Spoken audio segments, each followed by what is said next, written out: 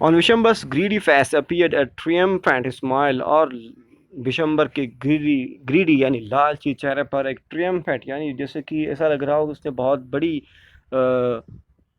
जीत हासिल कर ली हो, कोई किला फतह कर लिया हो, ट्रियम्फेंट स्माइल आ गई थी।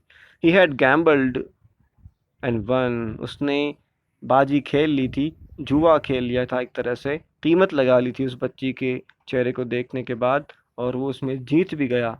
Give me the garland. अब उसने कहा, ये कितना लालची इंसान है, देखो पहले उसने शादी से मना कर दिया था, इनकार कर दिया था कि वो गार्लैंड नहीं पहनाएगा दुल्हन को, लेकिन फ़ौरन से क्विकली लालची इंसान के दिमाग में फ़ौरन से ये स्कीम आई कि 5,000 रुपये देने होंगे, और वो आखिरकार लेके ही माना, और उसने अब एग्रीमेंट किया। Give me the garland, he announced once again. The veil was slipped back from the bride's face. वापस दुल्हन का चेहरा ढक दिया गया, but this time her eyes, sorry, once again the veil was slipped back, वापस उसका चेहरा उठाया गया, वापस पहलू, वापस घूंघट उठाया गया, the bride's face, but this time her eyes were down, not downcast, इस बार दुल्हन की आंखें नीचे नहीं झुकी। पिछली बार जब घूंघट उठा लिया था किसी वुमन ने, तो उसको हल्के से दुल्हन ने खुद ने ही, भोली ने अपने हाथों से नीचे कर लिया था। इस बार ऐसा नहीं हुआ, और ना ही उसकी नज़रें, निगाहें नीचे झुकीं। शी वॉज लुकिंग अप, वो तो निगाहें उठा के देख रही थी, looking straight at her prospective husband, and in her eyes there was neither anger nor hate, only cold contempt. और इस बार उसके चेहरे पर न तो गुस्सा था और ना ही नफ़रत। जो चीज़ उसके चेहरे पर थी वो क्या थी? कंटेम्प्ट यानी धैर्य, पेशेंस, और वो कंटिन्यूअसली अपने होने वाले हस्बैंड को देख रही थी। Vishambar raised the garland to place it around the bride's neck, और गार्लैंड उठाया विशंबर ने दुल्हन के यानी भोली के गले में डालने के लिए, but before he could do so, Bholi's hand struck out, Bholi's hand struck out like a streak of lightning and the garland was flung into the fire। तभी क्या होता है, इससे पहले कि विशंबर ब्राइड के, दुल्हन के, भोली के गले में गार्लैंड डाल पाता, अचानक से बिजली की तेजी के साथ में भोली ने अपना हाथ हिलाया और फूलों की माला जा गिरी यज्ञ की उस आग में। She got up and through away the wheel, और वो उठ गई वहाँ से और उसने घूंघट उतार फेंका।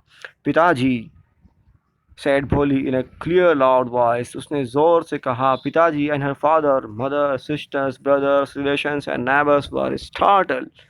सारे लोग चौंक गए, astonished हो गए, to hear her speak without even the slightest stammer। और इस बार तो उसकी आवाज़ में कोई कोई हिचकिचाहट, कोई हकलाना भी नहीं था, कोई हकलाहट भी नहीं थी, कोई लड़खड़ाना भी नहीं था उसकी आवाज़ में। भोली जो बोल नहीं पाती थी, भोली इस बार बहुत कुछ बोली। पिताजी, take her your money, take back your money, अपने रुपए वापस ले लीजिए। I am not going to marry this man. क्या कहा?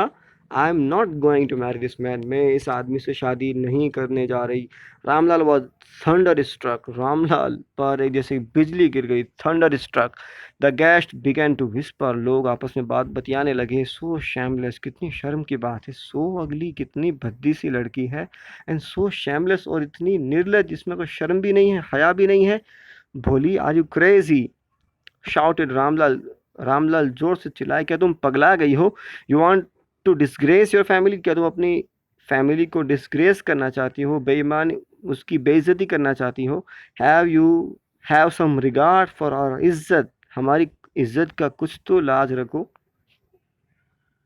For the sake of your izzat, said Bholi, आपकी इज्जत के लिए, मैं आप ही की इज्जत के लिए, I was willing to marry this lame old man, मैं सिर्फ आप ही की इज्जत के लिए इस लैम, इस लंगड़े आदमी से शादी, इस बूढ़े आदमी से शादी करने के लिए तैयार हो गई थी। But I will not have such a mean, greedy and contemptible coward as my husband, लेकिन मैं इतने नीचे स्तर के, इतने घिनौने, लालची और धोखेबाज आदमी को अपने हस्बैंड के तौर पे नहीं देख सकती। आई वॉन्ट, मैं नहीं शादी करूँगी, मैं नहीं शादी करूंगी, मैं नहीं शादी करूंगी। What a shameless girl, we all thought she was a harmless dumb cow। हम तो सोच रहे थे भोली, बेचारी भोली है, एक गाय की तरह सीधी सादी है, इसे जो भी कहा जाएगा वो करने को तैयार हो जाएगी। लेकिन ये क्या? भोली turned violently on the old woman। Yes auntie, वो आंटी की ओर मुड़ी भोली, भोली साहिबा। Yes, auntie, you are right.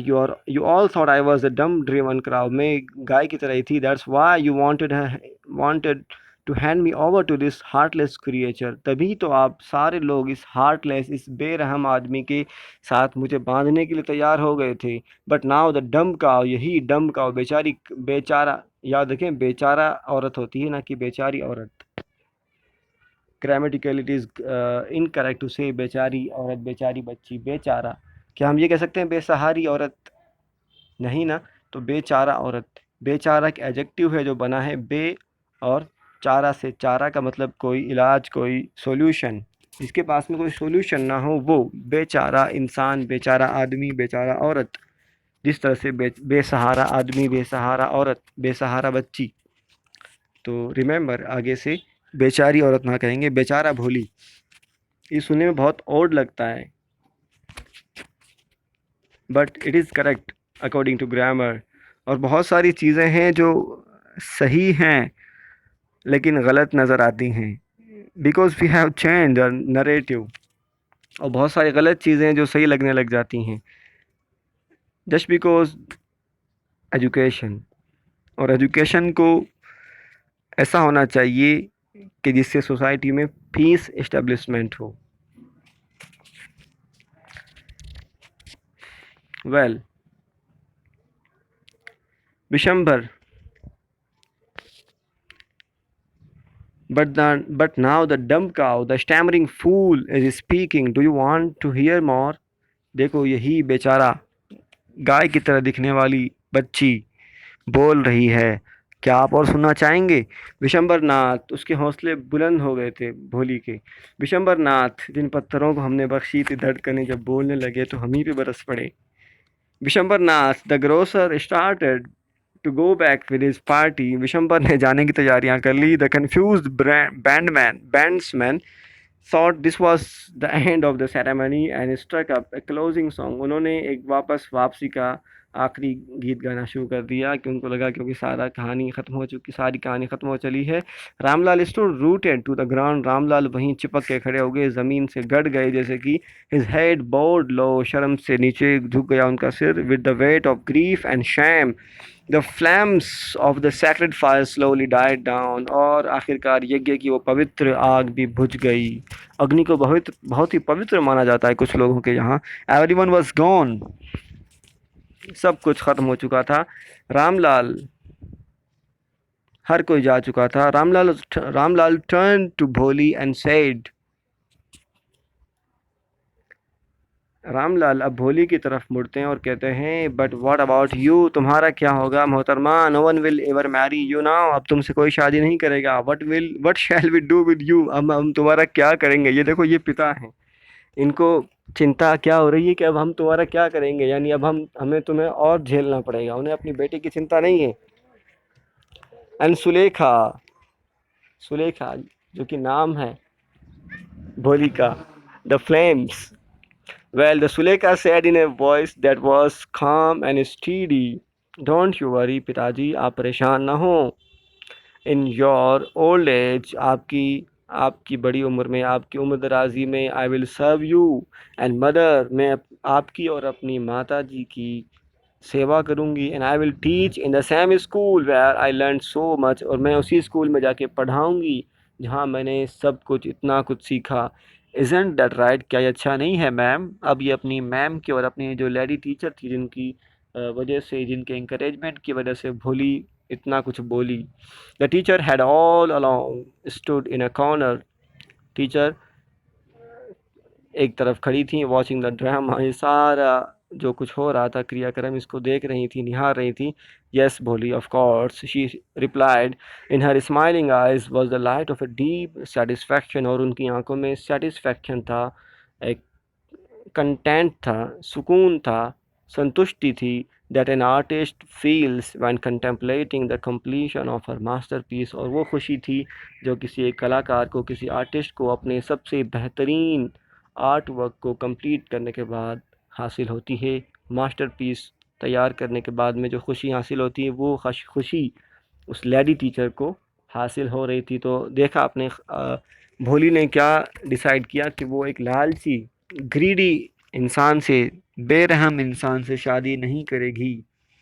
उसने ज़िंदगी भर अकेला रहना गवारा किया, लेकिन उसने उसने अन्याय को, उसने बुराई का साथ नहीं देना चाहा। उसने इनकार कर दिया कि मुझे ऐसे लालची ग्रीडी इंसान से शादी नहीं करनी है, जो शादी सिर्फ इसलिए कर रहा हो क्योंकि उसकी लालच को फुलफ़िल किया जा रहा हो। उसको 5,000 रुपये मिल रहे थे, इसलिए वो शादी करने के लिए तैयार हो गया था। इसलिए भोली ने डिसाइड किया कि वो पास ही के उसी स्कूल में जाके पढ़ाई की जहाँ पर उसने खुद ने पढ़ाई की थी, और वो इंकरेज करेगी बाकी बच्चियों को भी जो कि सोसाइटी में दबी हैं, कुचली हुई हैं, जिनके साथ में जुल्म होता है, अन्याय होता है, just because they are not good looking, they are not pretty, they are not healthy. उन बच्चियों के साथ में जिनके साथ में जुल्म होता है उनको इंकरेज करेगी, जिनका कॉन्फिडेंस बहुत ज़्यादा बिल्डअप नहीं है, उनको प्रोत्साहित करना, उनको एक नई ज़िंदगी के लिए तैयार करना, उनके हौसलों को नई परवान देना, just by the help of education. Education is the weapon that can change the entire world. But remember, you will have to take care of the weapon. It should be the original weapon. ये weapon, हथियार, education को कैसा होना चाहिए, इस पर बहुत ज़्यादा गौर करने की ज़रूरत है।